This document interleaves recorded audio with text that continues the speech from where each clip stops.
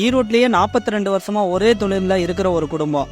ரொம்ப பழைய கடை, பழைய மிஷினு, பழைய வண்டின்னு சொல்ல போனா எல்லாமே பழசுன்னு தான் சொல்லணும். எனக்கு ரொம்ப நாளா இவரோட ஸ்டோரிய இந்த பேஜ்ல போடணும்னு ஆசை. அதுக்காக நானும் அவர் கடைக்கு வந்து வெயிட் பண்ணி அவரை பேட்டி எடுத்துட்டேன். அண்ணா சொல்லுங்க, நீங்க ஏன் இன்னும் அப்டேட் ஆகாமையே இருக்கீங்கன்னு கேட்டேன். அதுக்கு அவர் சொன்ன பதிலு, வணக்கம். ஈரோட்டில் யாருமே பழைய துணி கையில் கூட தொட மாட்டாங்க. அப்பேற்பட்ட காலத்திலேயே ஓட்டை விழுந்தது, பட்டாசு பட்டது, இந்த தையல் தொழிலாளிகள் கத்திரிப்பட்டது, அது மாதிரி ஆடைகள் டார்னிங் சரி செய்வோம். ஈரோட்டில் வச்சதுலேருந்து குறைஞ்ச 42 வருஷமான வேலைகள் திருப்திகரமாக செஞ்சு தரோம். ஷர்ட் ஆல்ட்ரேஷனுக்கு 40 ரூபாயில இருந்து 220 ரூபா மட்டும் வாங்குறோம். பேண்ட்டுக்கு அதே மாதிரி 40 ரூபாயில இருந்து ஒரு 250 ரூபா மட்டும் சார்ஜ் பண்ணுறோம். அவங்களுக்கு சாட்டிஸ்ஃபேக்ஷன் இல்லைன்னா மறுபடியும் நாங்கள் செஞ்சு தரோம். அதுக்காக கூலியோ எதுவும் எதிர்பார்க்கல. அதே ஒரு பட்டு சேலை கிழிஞ்சிருச்சுன்னா ஸ்பெஷலாக டார்னிங் பண்ணி தருவோம்.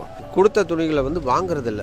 நாங்களும் பல பேருக்கு ஃபோன் பண்ணி சொன்னாலும் அவங்க கேட்கறதில்ல. அதே மாதிரி செஞ்சு கொடுக்குறவங்களுக்கு கொஞ்சம் லேட் முன்ன பின்ன ஆச்சுன்னா அவங்க தவறுதலாக நினைச்சு பல விதமாக பேசுறாங்க. இந்த நேரத்தில் எங்கள் இந்த தொழிலை செய்யலாமா இல்லை தொழிலை விட்டுட்டு போயிடலாமாங்கிற கூட மனசில். ஒரு 10 வருஷத்துக்கு முன்னாடி எங்கிட்ட 40-45 பேர் வேலைக்கு இருந்தாங்க. கண்டிப்பாக நீங்கள் உங்களுடைய ஆதரவு இருந்தாலும் நாங்களும் இன்னும் வரக்கூடிய காலத்தில் இந்த தொழிலை செய்ய முடியும், வெற்றியும் பெற முடியும். குற்றம் குறி இருந்தால் எங்களால் இந்த தொழிலையோ ஏதாவது மன உளைச்சல் யாராவது அனுப்பினா ஆண்டவனுக்காக இது மன்னிச்சுங்க, எங்களுக்கு மேலும் வாய்ப்பு கொடுங்க. இதை தவிர எங்களுக்கு வேற கதி இல்லை.